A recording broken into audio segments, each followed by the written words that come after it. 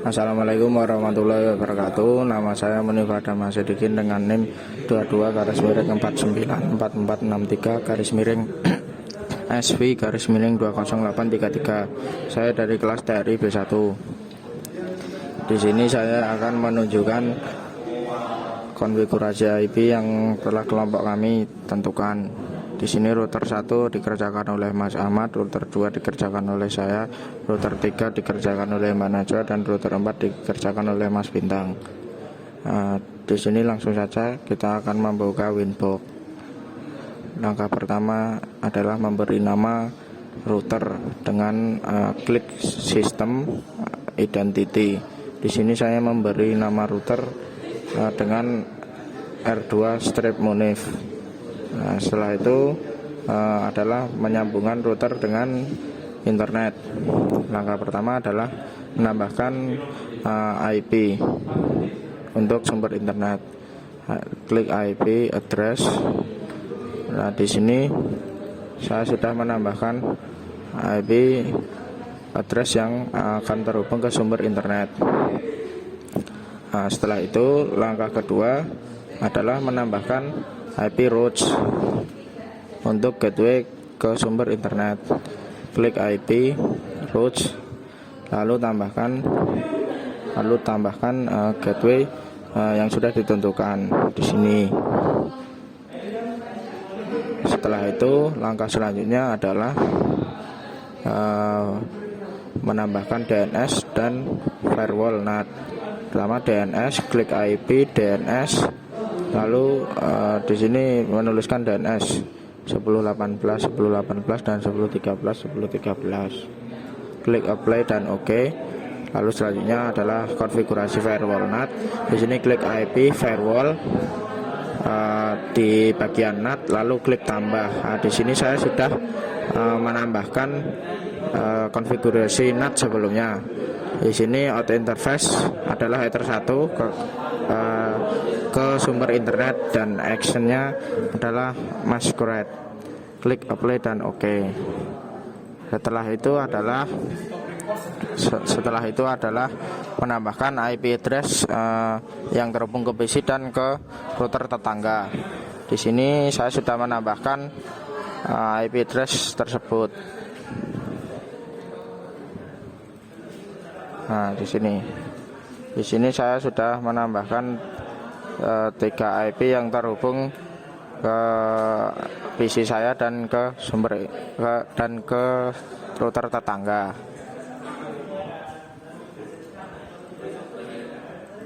Setelah itu adalah saya akan melakukan proses routing. Di sini saya menggunakan routing OSPF.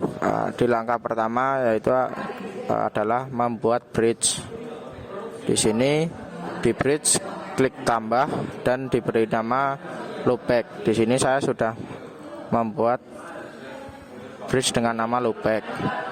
Setelah itu adalah ke bagian ports dan menambahkan semua ether yang terhubung ke PC dan ke router tetangga.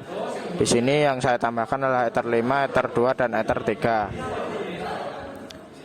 Setelah itu masuk ke IP address lagi untuk menambahkan alamat IP untuk bridge loopback. Di sini karena saya router 2, jadi IP address yang saya tambahkan adalah 2.2.2.2 dengan interface loopback. Begitupun dengan router yang lain sesuai dengan nomor router masing-masing. Setelah itu adalah masuk ke proses routing OSPF. Di sini klik routing OSPF.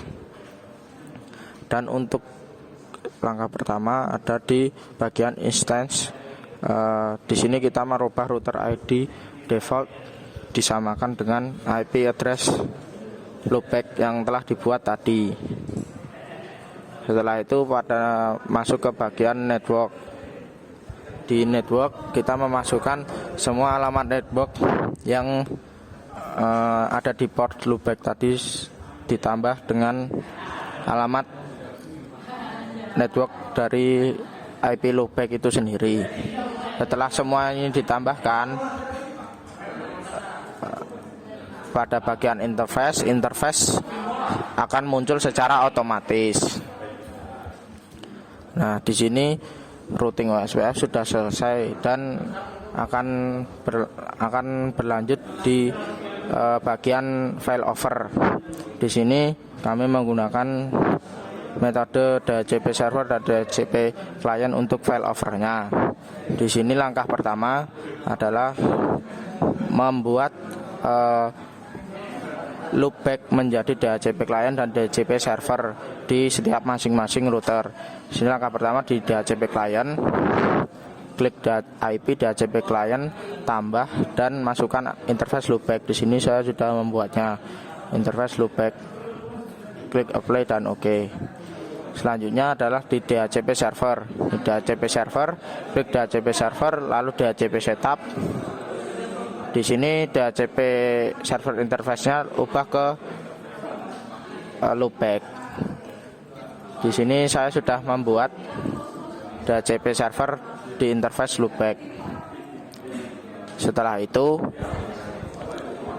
saya akan menambahkan firewall NAT untuk out interface yang di loopback. Di sini firewall NAT dan tambah. Di sini saya sudah menambahkan NAT sebelumnya yang di out interface-nya adalah loopback, action-nya masquerade. Nah, seperti itu langkah-langkah dalam melakukan failover. Sekarang kita akan melakukan pengujian, yaitu tes ping antar komputer, koneksi ke internet, dan failover saat koneksi ke router sumber internet mati. Oh ya, di sini saya sedikit kelupaan. Di sini saya belum men-setting alamat IP di PC. Di sini klik network and internet setting, change adapter option di sini, lalu properties. Nah, di sini jangan lupa untuk mengkonfigurasi alamat IP di komputer sesuai dengan alamat IP yang telah ditambahkan di router tadi.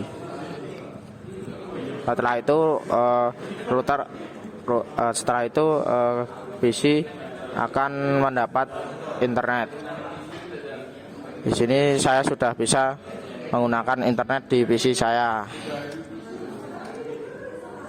Nah, di sini saya memakai untuk membuka YouTube sudah bisa. Setelah itu di sini saya akan melakukan tes ping antar komputer. Nah, di sini saya akan ping untuk PC 1.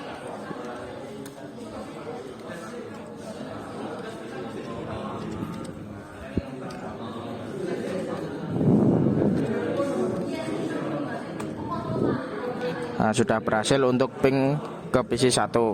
Di sini akan saya ping lanjut ke PC 3.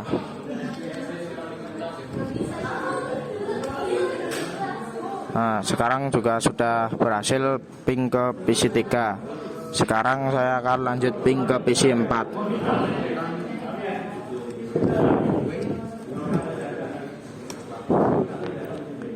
Nah, sekarang sudah berhasil untuk ping ke PC 4. Jadi untuk ping ke masing-masing PC sudah berhasil. Dan juga router sudah dan juga komputer juga sudah terhubung ke internet.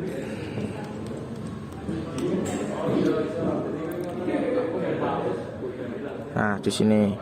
Nah, sekarang saya akan melakukan pengetesan terhadap failovernya. Di sini saya akan membuka IP routes agar melihat sumber internet mana yang aktif. Nah, di sini sekarang sumber internet yang dipakai adalah sumber internet Ether 1, sedangkan sumber internet dari loopback tadi masih belum aktif. Nah, di sini saya akan mencabut koneksi internet dari Ether 1 yang terhubung ke router. Nah, di sini sudah terlihat sumber internet yang dari Ether 1 sudah tidak terhubung lagi, tetapi sumber internet langsung digantikan oleh sumber internet dari failover loopback tadi. Di sini saya akan mengecek apakah komputer masih terkoneksi dengan internet.